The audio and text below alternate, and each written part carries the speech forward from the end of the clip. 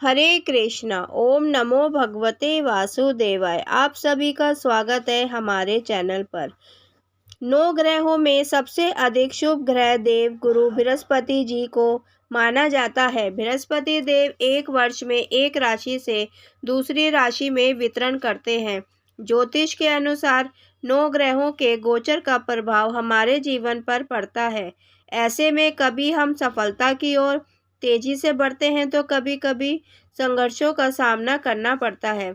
इसका कारण इन 9 ग्रहों का राशियों में परिवर्तन है, क्योंकि बृहस्पति देव गुरु जी सभी ग्रहों में सबसे बड़े और सबसे शुभ ग्रह है। बृहस्पति जी की पूजा करने से सभी अन्य ग्रहों का भी शुभ फल प्राप्त होता है। देव गुरु बृहस्पति जी की पूजा गुरुवार के दिन करने के बाद कथा का श्रवण करने से भी सभी प्रकार की मनोकामनाएं पूर्ण होती है और सभी नवग्रहों का शुभ आशीर्वाद भी प्राप्त होता है। चलिए शुरू करते हैं कथा। प्राचीन समय की बात है। भारत में एक राजा राज्य करता था। वह बड़ा प्रतापी तथा दानी था। वह नित्य प्रति मंदिर में भगवत दर्शन करने जाता था। वह ब्राह्मण गुरु की सेवा किया करता था। उसके द्वार से कोई भी याचक निराश होकर नहीं लौटता था। वह प्रत्येक गुरुवार को व्रत रखता, पूजन करता था, हर दिन गरीबों की सहायता करता था। परंतु ये सब बातें उसकी रानी को अच्छी नहीं लगती थी। वह न व्रत करती और न किसी को एक भी पैसा दान में देती थी। वह राजा से भी ऐसा करने को मना किया करती थी। एक समय की बात है कि राजा शिकार खेलने वन को चले गए। घर पर रानी और दासी थी। उस समय गुरु बृहस्पति साधु का रूप धारण कर राजा के दरवाजे पर भिक्षा मांगने आए। साधु ने रानी से भिक्षा मांगी तो वह कहने लगी, हे साधु महाराज, मैं इस दान पुण्य से बहुत तंग आ गई हूँ। इस कार्य के लिए तो मेरे पतिदेव ही बहुत हैं। अब आप ऐसी कृपया करें कि सारा धन नष्ट हो जाए और मैं आराम से रह सकूं। साधु रूपी बृहस्पति देव ने कहा, हे देवी, तुम बड़ी विचित्र हो। संतान और धन से कोई दुखी नहीं होता, इसको सभी चाहते हैं। पापी भी पुत्र और धन की इच्छा रखता है। अगर तुम्हारे पास धन अधिक है तो भूखे मनुष्यों को भोजन करवाओ, प्याऊ लगवाओ, ब्राह्मणों को दान दो, धर्मशाला बनवाओ, कुआं, तालाब, बावड़ी, बाग, बगीचे आदि का निर्माण कराओ, निर्धनों की कुंवारी कन्याओं का विवाह कराओ, साथ ही यज्ञ आदि करो। इस प्रकार के कर्मों से आपके कुल का और आपका नाम परलोक में भी सार्थक होगा। तुम्हें भी स्वर्ग की प्राप्ति होगी। परंतु रानी साधु की इन बातों से खुश नहीं हुई। उसने कहा, हे साधु महाराज, मुझे ऐसे धन की आवश्यकता नहीं जिसको मैं अन्य लोगों को दान देती फिरूं और इसको रखने और संभालने में ही मेरा सारा समय नष्ट हो जाए। साधु ने कहा, हे देवी, यदि तुम्हारी ऐसी इच्छा है तो जैसा मैं तुम्हें बताता हूँ तुम वैसा ही करना। बृहस्पतिवार के दिन घर आंगन को गोबर से लीपना, अपने केशों को पीली मिट्टी से धोना, केशों को धोते समय स्नान करना, राजा से कहना वह हजामत करवाए, भोजन में मांस मदिरा खाना, कपड़े धोबी के या धुलने देना। इस प्रकार 7 बृहस्पतिवार करने से तुम्हारा सारा धन नष्ट हो जाएगा। यह कहकर साधु महाराज रूपी बृहस्पति देव अर्थ ध्यान हो गए। रानी ने साधु के कहने के अनुसार 7 बृहस्पतिवार तक वैसा ही करने का विचार किया। साधु के बताए अनुसार कार्य करते हुए केवल 3 बृहस्पतिवार ही बीते थे कि उसकी समस्त धन संपत्ति नष्ट हो गई। भोजन के लिए दोनों समय परिवार तरसने लगा तथा सांसारिक भोगों से दुखी रहने लगा। तब राजा रानी से कहने लगा, हे रानी, तुम यहाँ पर रहो, मैं दूसरे देश को जाता हूँ, क्योंकि यहाँ पर मुझे सभी मनुष्य जानते हैं, इसलिए मैं यहाँ पर कोई काम नहीं कर सकता। मैं अब परदेश जा रहा हूँ, वहाँ पर कोई काम धंधा करूँगा, शायद हमारा भाग्य बदल जाए। ऐसा कहकर राजा परदेश चला गया। वह वहाँ जंगल से लकड़ी काटकर लाता और शहर में बेचता। इस तरह जीवन व्यतीत करने लगा। इधर राजा के बिना रानी और दासी दुखी रहने लगे। किसी दिन भोजन मिलता, किसी दिन जल पीकर रह जाते। एक समय रानी और दासियों को 7 दिन बिना भोजन के व्यतीत करने पड़े। तो रानी ने अपनी दासी से कहा, हे दासी, यहाँ पास ही के नगर में मेरी बहन रहती है। वह बड़ी धनवान है। तू उसके पास जा और 5 सेर बेसन मांग कर ले आ। इससे कुछ समय के लिए गुजारा हो जाएगा। दासी रानी की बहन के पास गई। रानी की बहन उस समय पूजा कर रही थी। बृहस्पतिवार का दिन था। दासी ने रानी की बहन से कहा, हे रानी, मुझे आपकी बहन ने भेजा है, मुझे 5 सेर बेसन दे दो। दासी ने यह बात अनेक बार कही, परंतु रानी की बहन ने कोई उत्तर नहीं दिया, क्योंकि वह उस समय बृहस्पतिवार की कथा सुन रही थी। जब दासी को रानी की बहन से कोई उत्तर नहीं मिला तो वह बहुत दुखी हुई। उसे गुस्सा भी आया। वह लौटकर रानी से बोली, हे रानी, आपकी बहन बहुत ही घमंडी है। वह छोटों लोगों से बात नहीं करती।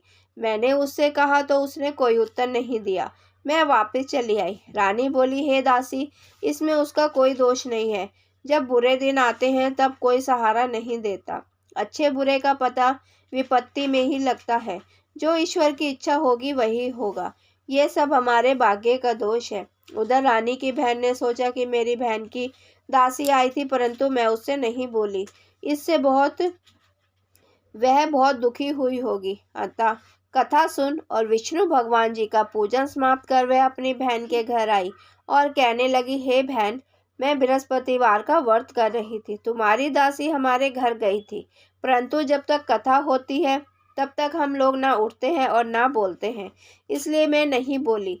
कहो दासी, क्यों गई थी? रानी बोली, बहन, हमारे घर अनाज नहीं था। तुमसे कोई बात छिपी नहीं है, इस कारण मैंने दासी को तुम्हारे पास 5 सेर बेसन लेने के लिए भेजा था। रानी की बहन बोली, बहन देखो, बृहस्पति भगवान सबकी मनोकामना पूर्ण करते हैं। देखो, शायद तुम्हारे घर में भी अनाज रखा हो। यह सुनकर दासी घर के अंदर गई तो उसे वहाँ एक घड़ा बेसन का भरा हुआ मिल गया।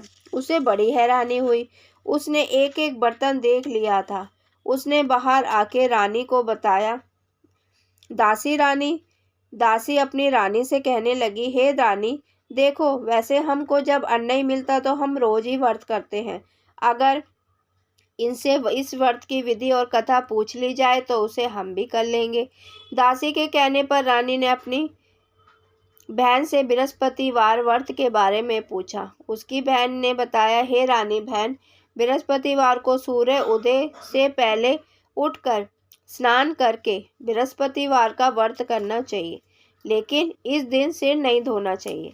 बृहस्पतिवार के व्रत में चने की दाल, मुनक्कों से विष्णु भगवान का पूजन करना चाहिए।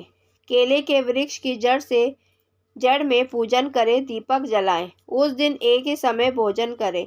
भोजन पीले खाद्य पदार्थ का करें। कथा सुने।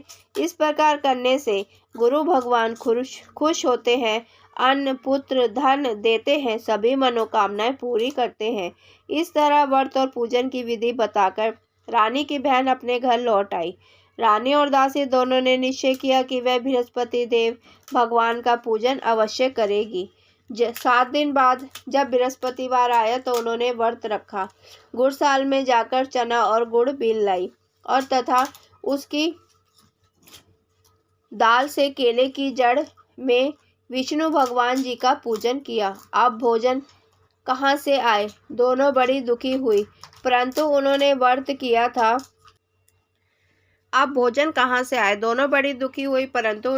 किया था। इस कारण बृहस्पति देव भगवान खुश थे।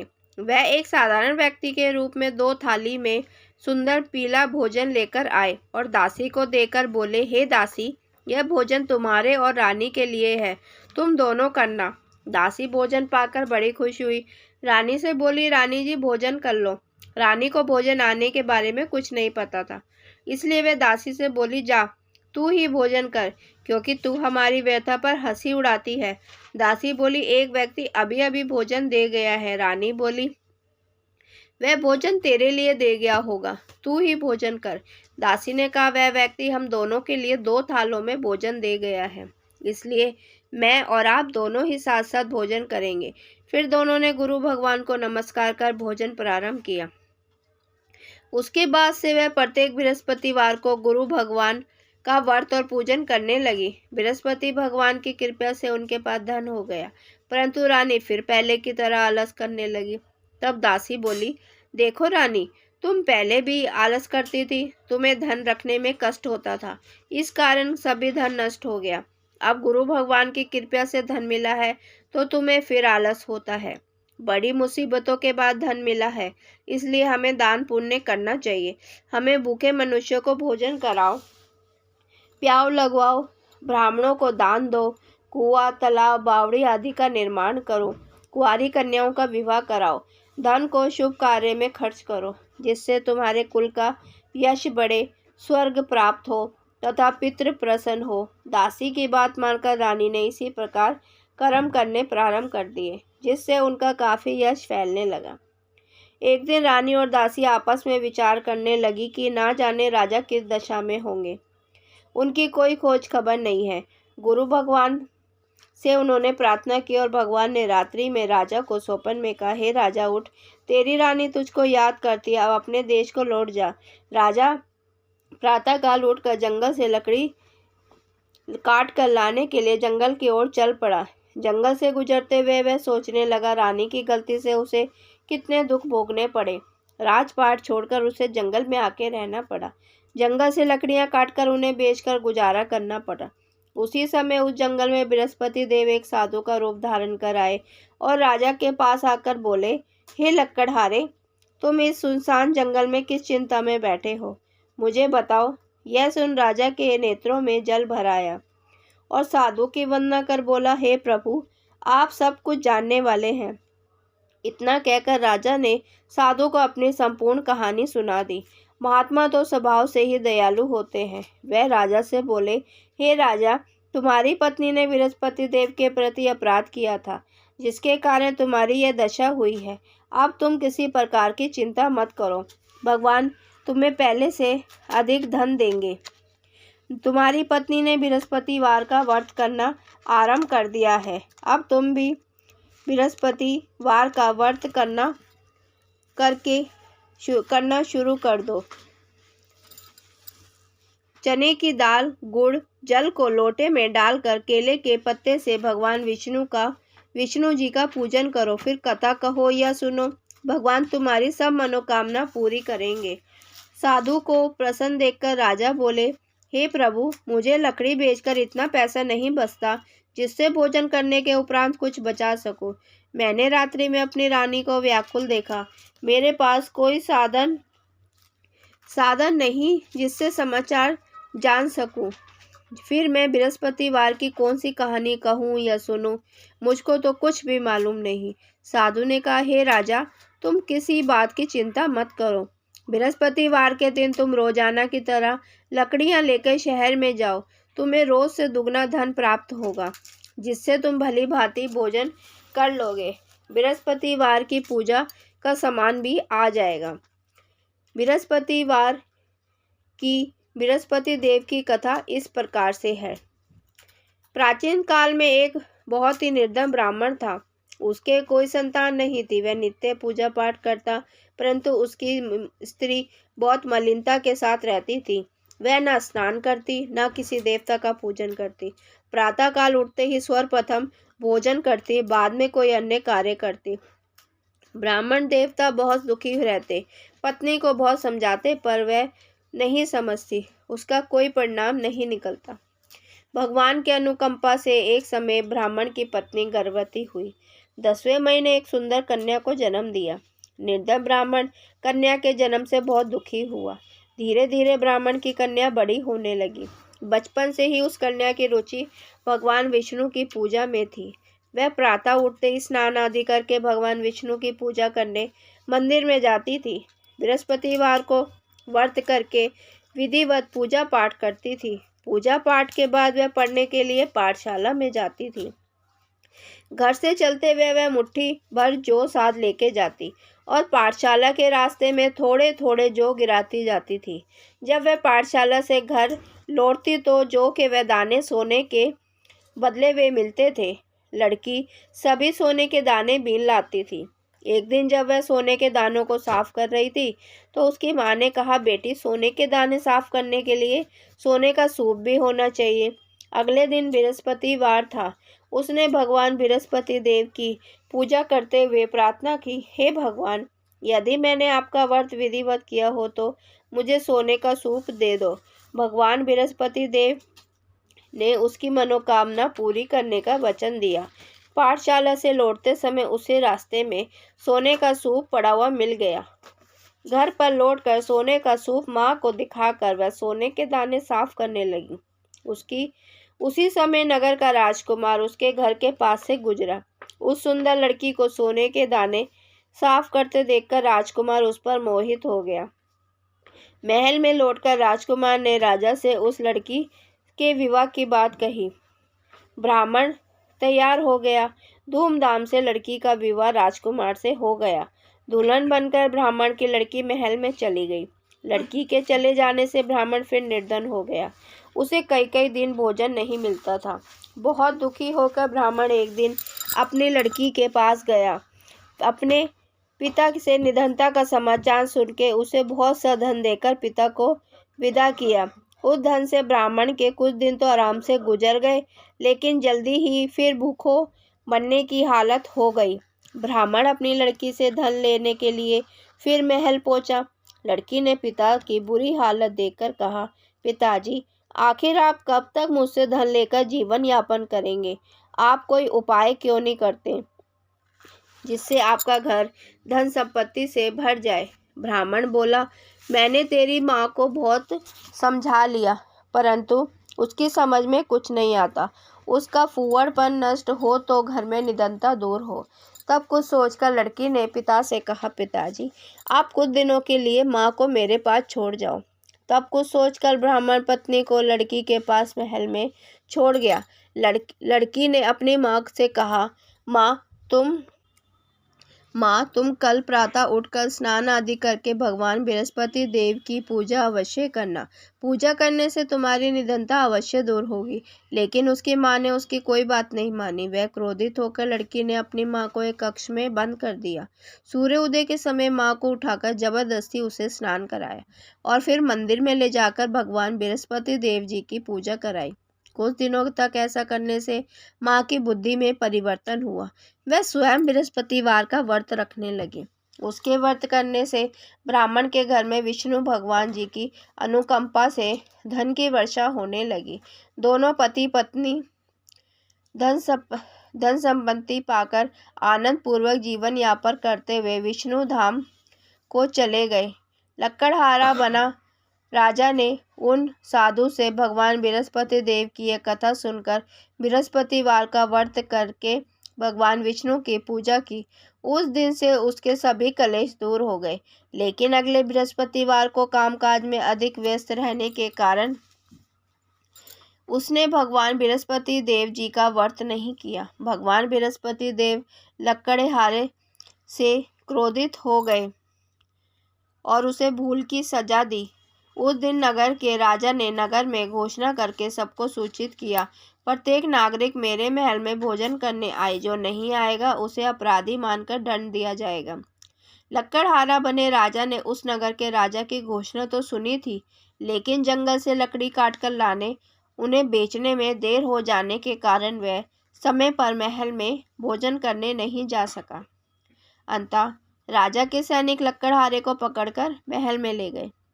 राजा ने उसे महल के कक्ष में बिठाकर भोजन कराया। उस कक्ष में एक खूंटी पर रानी का सोने का हार लटका था। लकड़हारा अकेला उस कक्ष में भोजन कर रहा था। तभी उसने एक आश्चर्यजनक घटना देखी। देखते ही देखते खूंटी हार को निगल गई। थोड़ी देर बाद राजा ने हार को गायब देखा तो लकड़हारे को कारावास में डाल दिया। लकड़हारा मन ही मन अपने भाग्य को कोसने लगा। तभी उसे जंगल में मिले साधु का स्मरण आया। थोड़ी देर में भगवान बृहस्पति देव सन्यासी के रूप में उसके सामने प्रकट हुए और कहा, हे लकड़हारे, तूने भगवान बृहस्पति देव की पूजा नहीं की थी, इसी कारण तुम्हें कष्ट हुआ। लेकिन अब चिंता मत करो, बृहस्पतिवार के दिन कारागार के दरवाजे पर तुम्हें कुछ पैसे पड़े हुए मिलेंगे। उन पैसों से भगवान बृहस्पति देव का व्रत करके उनकी पूजा करोगे तो तुम्हारे सब दुख नष्ट हो जाएंगे। बृहस्पतिवार के दिन दरवाजे पे पड़े मिले पैसे से चने गुड़ मंगाकर लक्कड़हारे ने बृहस्पतिवार की कथा कही। भगवान बृहस्पति देव ने खुश होकर उस नगर के राजा को स्वप्न में लक्कड़हारे को कारागार से मुक्त करने को कहा। सुबह लक्कड़हारे ने अपने कक्ष में आकर देखा तो खूंटी पर रानी का हार लटका था। राजा ने लक्कड़हारे को मुक्त कर दिया, उससे धन और आभूषण देकर विदा किया।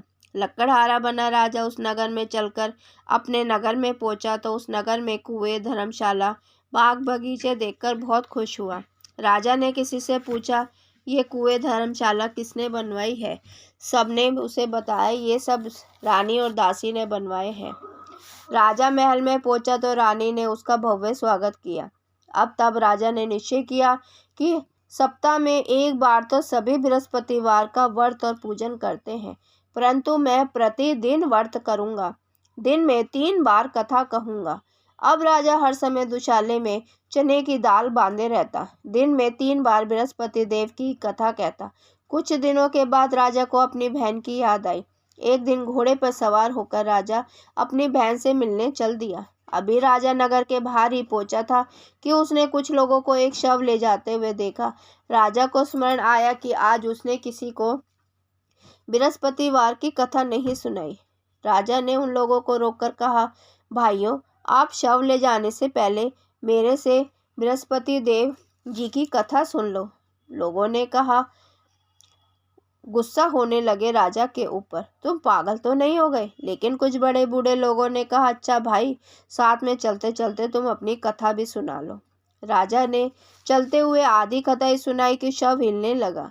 राजा के पूरी कथा सुनाते ही शव उठकर बैठ गया।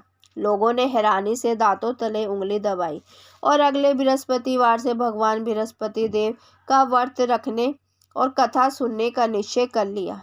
अब घोड़े पर सवार राजा चलते हुए एक किसान के पास पहुंचा। किसान अपने खेत में हल चला रहा था। राजा ने कहा, अरे भाई, मुझसे बृहस्पतिवार की कथा सुन लो। किसान झुलझकर बोला, अरे भाई, देख नहीं रहे, जितनी देर में तुम्हारी कथा सुनूंगा ना, उतनी देर में तो पूरे खेत में हल चला लूंगा। राजा निराश होकर चलने लगा। तभी किसान के बैल लड़खड़ाकर जमीन पर गिर पड़े। किसान के पेट में जोरों का दर्द होने लगा।